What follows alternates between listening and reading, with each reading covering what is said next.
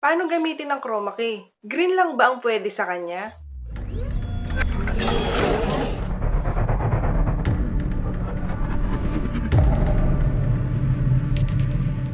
Good morning, this is Cecil Trias.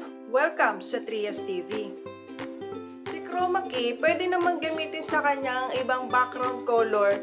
Hindi lang siya green, pwede rin siyang yellow o orange, pink, basta mga neon colors pwede sa kanya para ma-detect ni chroma key. Ma-enable natin si chroma key. Si chroma key, pwede naman gamitin sa kanya ang ibang background color. Hindi lang siya green, pwede rin siyang yellow o orange, pink, basta mga neon colors pwede sa kanya para ma-detect ni chroma key. Ma-enable natin si chroma key. Ito na yung tutorial ko sa green screen effect using chroma key sa KINEMASTer. I-download nyo na po ang KINEMASTer para ma-test nyo na rin po ito, ma-try nyo na rin. Yep, may downloader ako dito ng YY Music. Kahit anong downloader, pwede. Basta pwede makapag-download galing YouTube. Yan. Then, search lang natin ang subscribe button and bell notification na may green screen. Yan. Search lang natin dyan.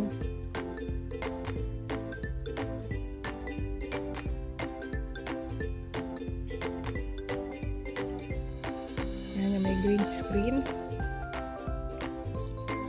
Yan, hanap lang tayo dyan ng pwede natin gamitin.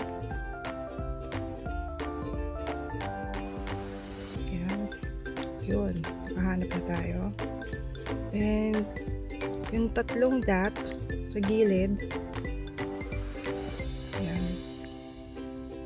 yan, ipipress natin yan para lumabas yung MP4 ang pipiliin natin pala, sorry, MP4.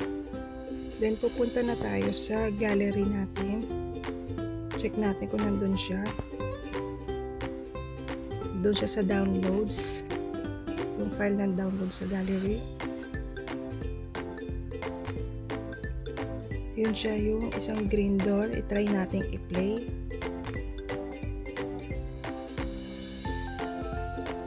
Ayan, meron na tayong subscribe button and bell notification icon na may green screen.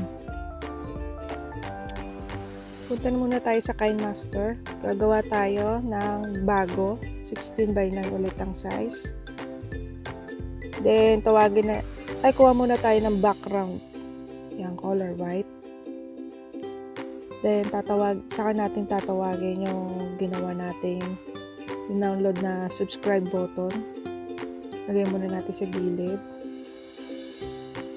Then, pahabain natin ang background.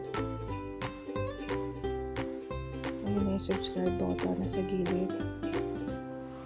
Alisin natin yung kulay green using chroma key. Enable lang natin siya. Yan. Then, ipipress natin yung OK pagka enable na natin siya. Yan. Check lang natin. Okay. Then, i-resize na muna natin. I-ayos natin kung saan siya pwedeng ilagay. Kung saan natin gustong ilagay.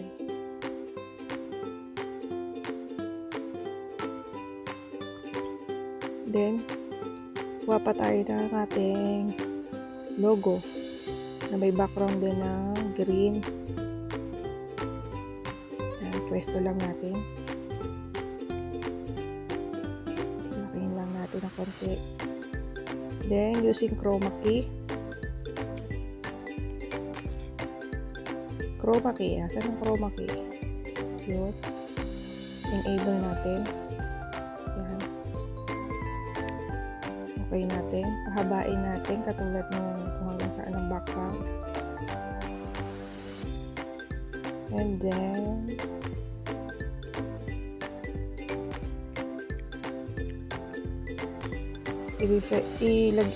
Pahitaan muna natin yung sounds nitong subscribe button para hindi masyado malakas.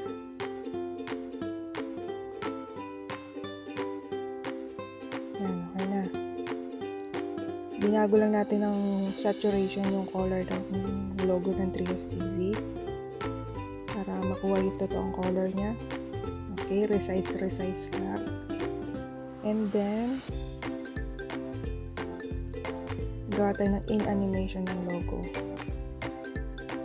Yan, rubber stamp. Tapos out animation naman.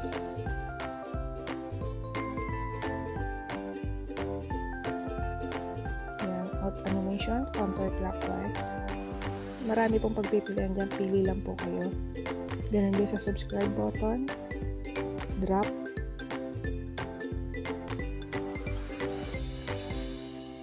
and out animation, scale down. Yan. Try natin i-play. Yan na yung ating outro using chroma key. Okay na siya. Ito na yung final. May outro na tayo. Ayan, natutunan natin kung paano gumawa ng outro gamit ang green screen effect ng logo at ang subscribe button natin. Okay, this way, ipopost ko po dito ang shoutout for today. Mga manonood sa YouTube ko, salamat! Madali lang gumawa, di ba, ng outro sa yung green screen effect. Kaya, gawa na din kayo. Once again, this is Cecil Trias. Thank you for watching Trias TV. Sa mga hindi pa po nakasubscribe, mag-subscribe na po kayo at click ang